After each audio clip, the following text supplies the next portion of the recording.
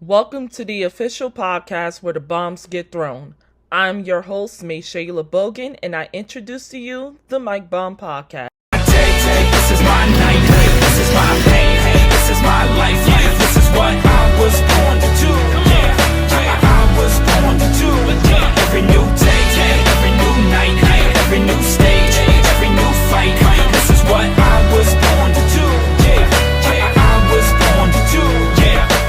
Fall to my knees every night and I pray, asking Lord, let him hear. I got something to say. There's a fear out there and it's coming your way. Don't let it stop you from living for what you were made. It's not a dream, it's a destiny. That happened this season, but like we said, we gonna kick off this episode showing our condolences to Buffalo Bills safety 6th round draft pick Damar Hamlin, who is in very, very great condition now. He just was, the update. He just got, cleared from the hospital.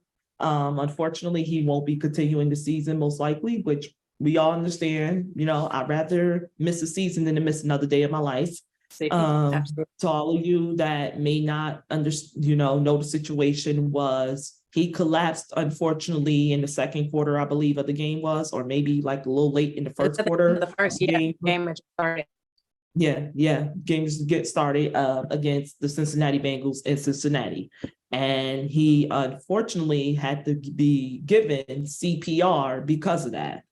A lot of people are thanking the Bills, physician and athletic trainer for saving his life. Unfortunately, I can't remember his name off that, but Bills Mafia, forgive me, you know who your guy is, and we thank him. And I think I speak for all three of us. We thank him because it's like we never want to see someone lose their life, even if it's a person, even if it's our worst enemy. And trust me, I got plenty, especially after the comments of this situation. But we're just glad that, Mr. Hamlin is in better condition. He's technically no longer really on life support, which is great. It went from 25 to 50, 75 to now 100. And he tweeted and he thanked everyone for their condolences. And Damar, you're welcome. You're welcome. And honestly, with that situation, that's the least we could have done to show our condolences and keep praying for him and pray that everything goes as well as it can. I know as the competitive person that he is, going to University of Pitt with, Kenny Pickett and all these guys who's the quarterback for the Pittsburgh Steelers. He would rather be out there on the football field with his teammates, but he also understands that it's a lot more to life than football, and there's always next year. I'm just glad that the Bills were able to work a deal out with him to financially take care of him during this process and be there with him, which really shows a lot of true character with Bills Mafia, who I always got love for. I really got love for that fan base. I really do. And guys like that. But it's something just, you know what? I don't even know how I'm gonna get started in this, because can we really say, who got screwed out of this the most? A lot of people are not happy that the Chiefs got the number 1 seed behind that situation, because it led to the game getting canceled, as we all know, and it led to the game not being resumed because, both teams wanted the game canceled for rightful reasons, because a player just damn near lost their life right in front of them, and a human being, another man, just lost their life right in front of them. So it's right there. If it wasn't for that CPR, go to, he would have, unfortunately, he would have been a dead man possibly. And from the bottom of my heart, I wouldn't want that, especially for a team that, even though I'm not a fan, but I got love for it because I can respect, and I got love for their fans. It sucks. I think everyone want to say here, honestly, you can't blame Kansas City for this. I don't think you could blame Kansas City, because the Chiefs, they showed their respects, they showed their condolences, and they did what they had to do, which was play their game. They couldn't stop because of that. It wasn't really in their control. Kansas City, obviously, sticking neck to neck with Buffalo. I believe the Bills did beat the Chiefs. So if anything, it just bothers me when certain teams just think that they got screwed when they weren't the number one seed headed into that game or that week heading into that week and just wasn't put in position where they could reclaim their place within the AFC conference and get home field advantage because of that. Certain teams. Now, who might you be addressing? It's the damn Bengals. I mean, who else? And who? Who else? Because who else? See, here's the thing. Everybody think I'm joking when I say I can't stand them. And as a Steelers fan, I'm supposed to dislike the damn Ravens, from a personal perspective, because that's a heated rival. That's a hated rival.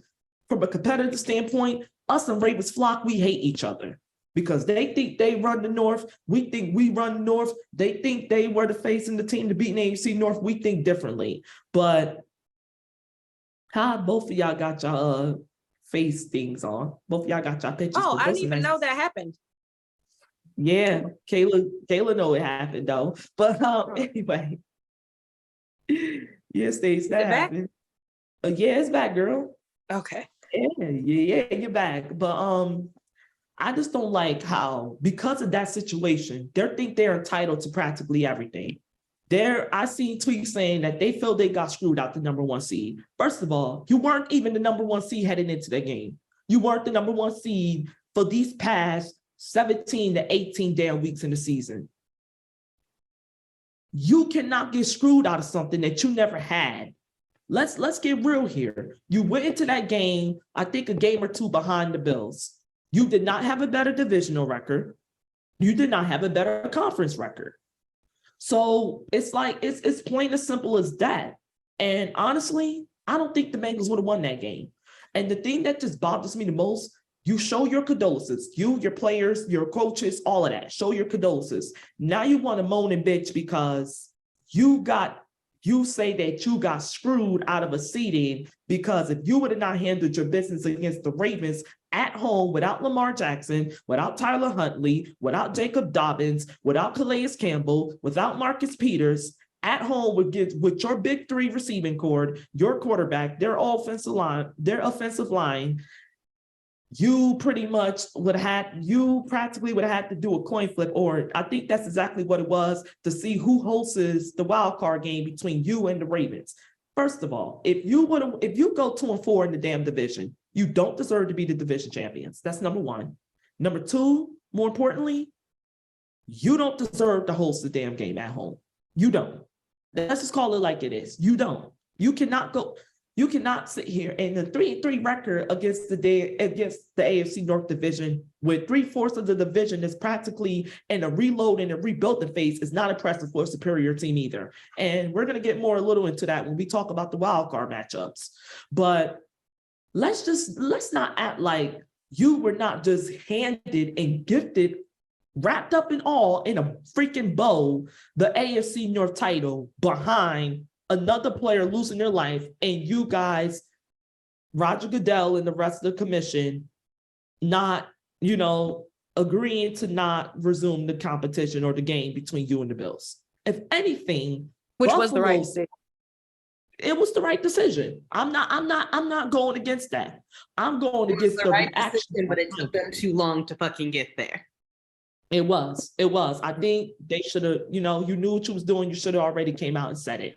But I'm not even against that. I'm against the reactions from Bengal Nation, their Bengal players, anything Bengal related, because they act as if they was the ones entitled to everything. The Buffalo Bills whooped everyone's ass. Let's call it like it is. They handed it to everyone. They took it to the Super Bowl champions when they all were there, all healthy, in their home turf during their damn ceremony, the night of their Super Bowl banner ceremony. They said, you know what? We respect what you did, but F y'all title. This is our time. We gonna show the world. And they put on a clinic. And that is a real tough defense. And we know the team the Rams are when healthy. But to do that against a team like the Rams, and then to go on, I believe you beat Tennessee, you beat Kansas City. Yes, you lost a close game to Miami, but Miami was undefeated at that time, if I'm not mistaken. Then you turn right back around. You beat the Patriots, who's been your kryptonites for the past 20 years in the Tom Brady era. And ever since he left, it's not been that way. It's just went straight to Buffalo. You go what? I believe it's 5-1, 4-2 in the AFC East Division. Then you turn right back around and you beat everybody else in the process.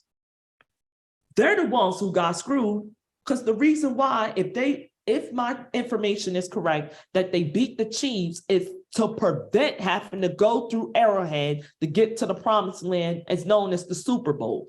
That's why they did everything that they did.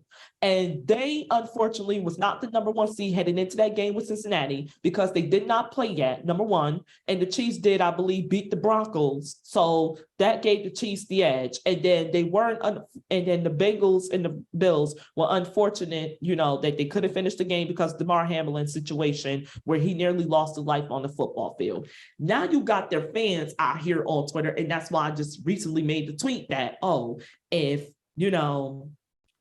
Adam Pac-Man Jones and Eli Apple had a baby, it'll be Zim Houday. The reason why I made that tweet is because I did not like that comment he made about Sean McDermott. You just got kicked off of Twitter, got booted off of Twitter for crap like that, and then you're going to come back up here with even more crap, and then you're calling for the Bills coach, the call for y'all to get a fair saying. I would like to call it. First of all, his player was the one who damn near lost his life out there on the football field. His team was the one who got screwed out the number 1 seed. Because unlike you, they beat everybody in the AFC there was to beat to get that. They beat the number 1 seed to begin with. Practically beat every team you threw in front of them. They were the ones. Everybody but the Vikings in the NFC got that work from the Bills. Everyone. Let's not act like that ain't happened, bro. And let's not act like the Vikings are not a legitimate team and Justin Jefferson is not a damn problem for opposing defenses with or without backup. Let's not act like that. And here's the thing. They were the number 1 seed before week 17. And if I'm not mistaken, they beat the Chiefs in Kansas City to prevent what's happening right now, to prevent the seeding that's right now from being the seeding. And you think for 1 second, because of that, their head coach should have the call to fight for you guys to get a proper playoff berth. They let you have the number 1. They let you have, the number 3 seed. Let's not act like they didn't.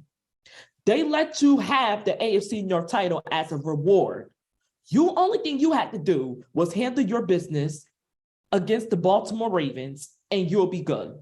You have your home game, and you're moaning and bitching because of that. And I'm right. They did beat the Chiefs October 16, 24-20 in Arrowhead. Buffalo. Just so I just had to look it up a little. You gotta support you.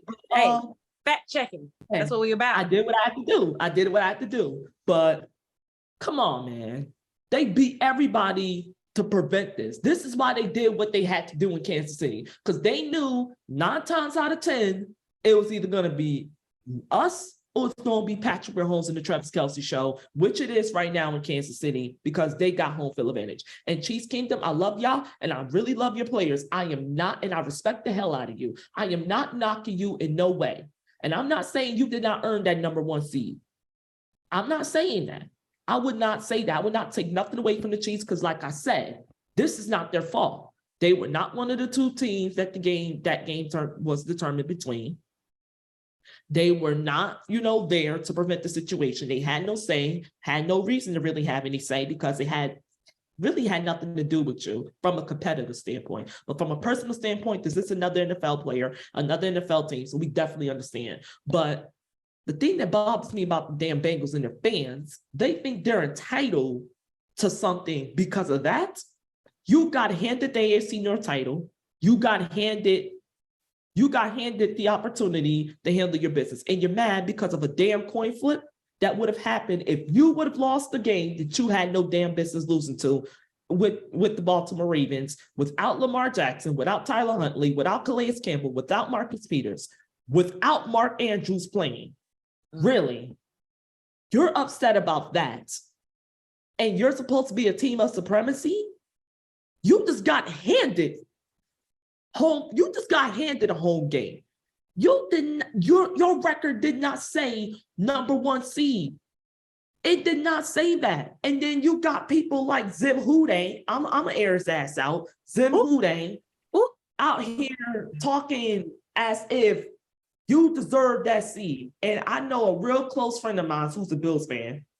And I asked him, like, are you okay? Because I understand what you're going through right now. I understand from a fan perspective, seeing what happened with your player and then seeing these disgusting comments that the Bengals and their players are making. Come on, man. And then one of their players was in the background hollering, oh, let's really have it out like real effing men on the football field when a reporter was interviewing Jamar Chase asking for his thoughts. What you mean? What you mean handle this out on the FFL? They handle it for you. They gifted you the AFC North title because the Ravens lost to the Steelers with a last minute KP8 touchdown to Najee Harris. But they also just said you handle your business like you should, and they did. Give them credit, they did. You would have home field advantage. If not, it would be a coin flip because the Ravens would have swept you, and there you have it. You did not finish that game, rightfully so. You made the right call, but now here's the repercussions. The Bills lost the number one seed, so they lost home field advantage throughout the entire postseason because that was their standings heading into week 17. And then you would have probably lost your home game, but like I said, going 2-4 in the AFC North Division, you don't deserve to have it. If that would have happened. But that's the thing that really pissed me off. It really pissed me off because let's get real here. One damn winning record out of damn near the past 6 years. Who the hell do you think you are to sit here and think you're entitled to something? We know they got Joe Burr on their side now. Joe Burr, They got him and they started doing something. And it's a new regime. It's a new day in Bengals country. So I feel that they are trying to demand the respect that they feel that they deserve. And my controversial take, I say that AJ Green wasted a lot of his good years in Cincinnati with Andy Dalton. But I feel that they were a team under Marvin Lewis that was always almost there, always almost on the cusp. And They needed some changes to happen. And the front office finally put their foot down and made it happen. And I think this is all part of them trying to establish their new identity. I listen, I'm not going against that. I'm not saying they're right. I'm just saying. Hey. Just providing. Yeah. We both know we have mutual feelings. You're just going to be more linear with it than I am because you respect it. Literally, with that situation, I have lost all respect for the city of Cincinnati, Bengal Nation, and the damn Bengals. The whole damn. I mean, you never really had it for them to begin with. Stacey, but now they never getting it back. Since you met me, I haven't because they've shown reasons why. They've shown, and I'm like, ever since I was a kid, I've always asked, why do I dislike the Bengals more than the Ravens when the Ravens are our damn rivals? I've always asked myself that question, and I've always wanted to know why. Why I dislike the damn Bengals more than the Ravens? Because hate is a real strong word. So I'm gonna say, why do I strongly dislike, the Bengals more than the Ravens? But I'm like, no, it's not a competitive. It's not a competitive perspective, because us and the Ravens gonna have different competitive differences because personality-wise, we got the same mentality. Obviously, just different teams, but in different ways of thinking with it. But it's also because the fact that I just think, like, here's how I think about it. I think as if it's a respective standpoint. It really is. Because I can look at a Raven fan and I can look at a Raven player and not want to throw up. Oh, Lord. I can't say that about the Bengals.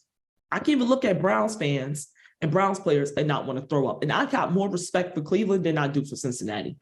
Mm. And at this rate, all they've done, Browns.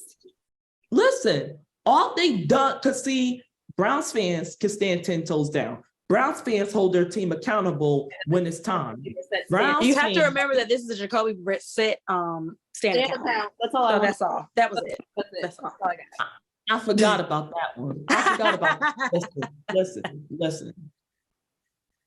Here's the thing. It's a respective standpoint because I can't respect somebody who just think they're entitled to everything and just moan and bitch about everything. I can't do that. You want to show your condolences and then you want to call people out from Buffalo to stand up for y'all. They don't owe you a goddamn thing. Bills Mafia, the Buffalo Bills do not owe you, Cincinnati, a goddamn thing. They're the ones with the player who damn near lost his life out there. Not you. Your players went back in the locker room. You're not the one with the player that was practically on life support, 25% of his own, freaking 50, 75, and thank God now it's 100 and he's breathing on his own power and he's moving on his own power. You're not the one who had to go through that. You're not the one who had to take that flight back home to Buffalo and unfortunately leave your teammate behind in that hospital in Cincinnati and think like that could be the last time we could see one of our own. We could see our brother. You're not the one who had to go through that and then to find out because of that and because the possibility of the game being canceled permanently and not being resumed, you're going to lose everything that you have bust your ass to have from the get-go, which is home field advantage throughout the entire damn postseason. You're not the ones who had to do that. So what the hell make you think you're entitled to something when you are the only division champions who got handed a division title out of both damn conferences this whole year because of that situation? Really? And then your fans is just even making me more sick than they already do because all they done is show why. You have made an enemy out of everyone, and then you come in that Chiefs kingdom because they're happy because their team got the #1 seed. They're not the ones calling their coach, calling people out saying, oh, you should speak up for us, or you should say something to make them hand us more than we have earned. They're not the ones that's doing that. That's you idiots who just can't keep your damn mouth shut to begin with. So here's the deal. I have lost all respect from the Bengals and their fans. You don't have my respect no more. You don't. I don't like you. I don't respect you. Straight like that. I can't.